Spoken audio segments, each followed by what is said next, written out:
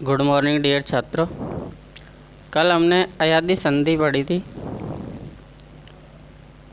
अर्थात 5 संधियाँ हम पढ़ चुके हैं। आज छठे नंबर की संधि शुरू कर रहे हैं, पूर्व रूप संधि। पूर्व रूप संधि का सूत्र है प्रिय छात्रों, एंग पदांतादति। एंग पदांतादति अर्थात पदों के अंत में, परिभाषा सुन लीजिए इसकी, एंग वर्णों के बाद अवर्ण आए तो। अति का मतलब यहाँ अत वर्ण होता है, अत का मतलब होता है अ और आ। तो ये कह रहा है एंग पदांतादति, एंग वर्णों के बाद अत वर्ण आए अर्थात अवर्ण आए तो अवर्ण का अवग्रह आदेश हो जाता है, अर्थात अवर्ण का अवग्रह बन जाता है। बस कुछ नहीं करना इस संधि में, सिंपल संधि है प्रिय छात्रों। यदि ए या ओ के बाद कहीं भी अवर्ण दिख जाए, क्या दिख जाए? अवर्ण, तो वहाँ अ को हटा करके मिलाते समय, संधि करते समय, शब्द की संधि करते समय अ को हटा करके अवग्रह आदेश कर देंगे, अर्थात एस बना देंगे। नोट इसके उदाहरणों में, अब देखो प्रिय छात्रों, क्योंकि आप कंफ्यूज हो सकते हो, इसके उदाहरणों में क्या है, देखो इसके जो उदाहरण आएंगे, उदाहरणों में अव्यय क्रिया वाले शब्द आते हैं अधिकतर। इसके उदाहरणों में अव्यय या क्रिया वाले शब्द आते हैं, अर्थात कोई क्रिया होना, जैसे अंत्य अपि, अपि अव्यय आ गया या तो प्लस के बाद ज़्यादातर या तो क्रिया होगी या कोई अव्यय शब्द होंगे, तो ऐसे पहचान सकते हो इन वर्डों को। जैसे अंत्य अपि यहाँ अव्यय आ गया, कुत्रोस्त्र ये भी अव्यय हो गया, अवलोक की क्रिया हो गई। तो क्रम से पढ़ लेते हैं इनको उदाहरणों को, शुरू से सुन लीजिए। एंग पदांतादति अर्थात एंग वर्णों के बाद अत वर्ण आए या अवर्ण आए। सूत्र स्वयं बता रहा था, इनकी परिभाषा देख लो। एंग ए ओ वर्णों के बाद अवर्ण आए तो अवर्ण का अवग्रह आदेश हो जाता है, इसको भी याद रखना। इसकी पहचान सिंपल ये भी है कि उदाहरणों में अव्यय क्रिया शब्द वाले शब्द आते हैं, जैसे अंत्य प्लस अपि।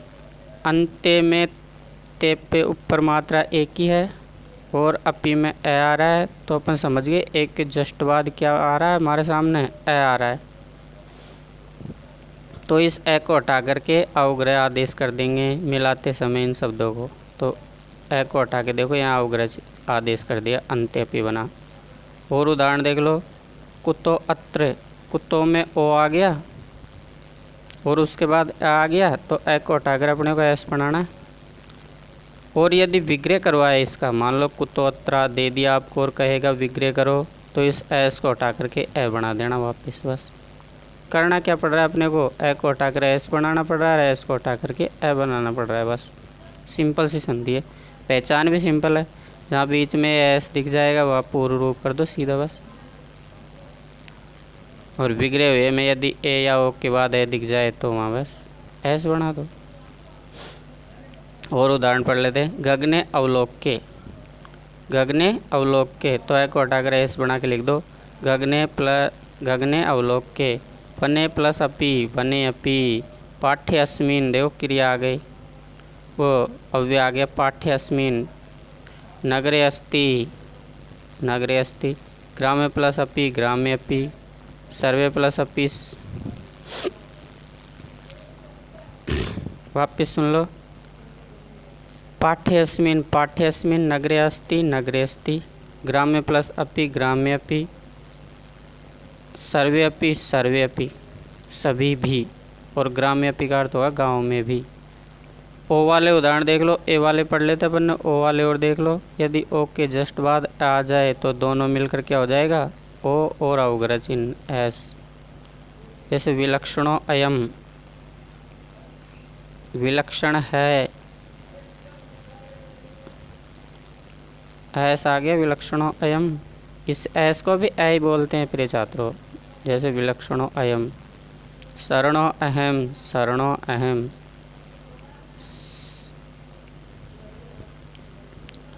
शरणो अहम, शरणो अहम, शासको अपि, मिला के क्या हो जाएगा, इसको लिख लेना आप मिला के, एस बना के लिख देना बस सभी के, एस एस एस बना के लिख देना। शासको अपि, प्रसिद्धो अस्ति, प्रस्तुतो प्लस अयम, प्रस्तुतो अयम, बालो अवदत, क्रिया आ गई वह अवदत, बालो प्लस बालो अवदत, गो अग्रम हो जाएगा, गो अग्रम, एस ऐड जाएगा, एस बन जाएगा सीधो सादोत्र। तो ये थी प्रिय छात्रों पूर्व रूप संधि। सिंपल है क्या, पहचान क्या हो गई, मिले हुए शब्द में एस देख लेना, जहाँ एस दिख जाए वहाँ पूर्व रूप, और बिगड़े हुए में ओ ए या ओ के बाद ए दिख जाए तो वहाँ पूर्व रूप। इसके बाद है पर रूप संधि, 7वें नंबर की संधि है प्रिय छात्रों पर रूप संधि। दोनों संधियाँ सिंपल है, कुछ नहीं है इनमें ज़्यादातर। पर रूप संधि का सूत्र है एंगी पररूपम, एंगी पररूपम, अर्थात यहाँ अब देखो उल्टी है, ये पूर्व रूप की अपोजिट संधि है। पूर्व रूप में एंग आगे आता था, यहाँ एंग पीछे आएगा, अर्थात ए और ओ बाद में आएंगे प्लस से, और पूर्व रूप में पहले आते थे ये बस। तो देखिए एंगी पररूपम, एंग वर्णों को पररूप आदेश हो जाता है, इतना दे रखा है इसने, केवल मिल जाते हैं, पररूप का मतलब मिल जाते हैं एंग वर्ण। अब जो भी वर्ड के बाद एंग वर्ण आएंगे वो आपस में मिल जाएंगे।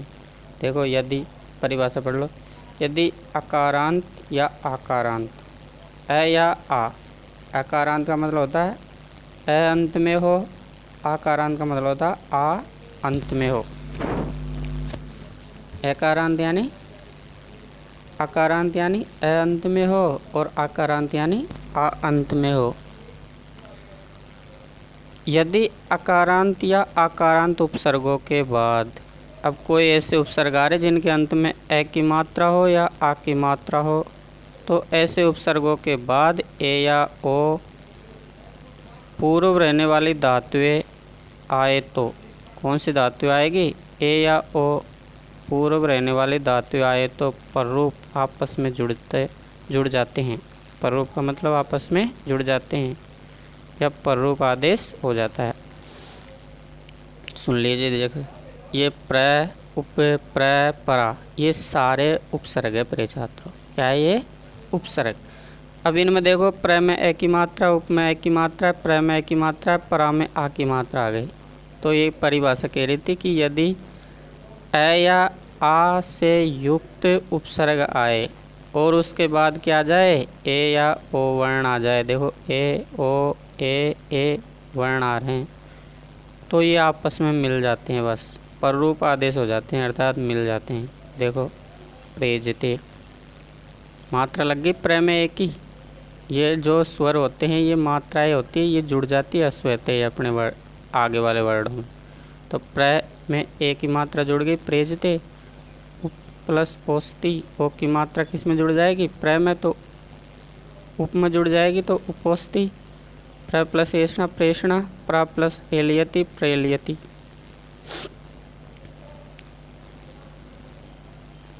ये तो थी इसके सिंपल वर्ड, अर्थात ये भी आते हैं, और इसका एक और उदाहरण होता है, अर्थात ये दो प्रकार से होती है संधि। कुछ मुख्य शब्दों में हमेशा पररूप ही रहेगी और संधि होगी नहीं। इसे ऐसे भी कह सकते हैं कि जब इन वर्डों, जब किसी शब्दों में कोई संधि हो ही नहीं और आपस में मिलते समय वैसा ही रहे, अलग होते समय वैसे ही रहे, तो वहाँ पररूप ही आदेश रहता है। देख लो कैसे, जैसे अचो अंत्यादि टी, अचो अंत्यादि टी, इस सूत्र की परिभाषा है प्रिय छात्रों कि अचो अंत्यादि टी, कि अच अंत्यादि टी,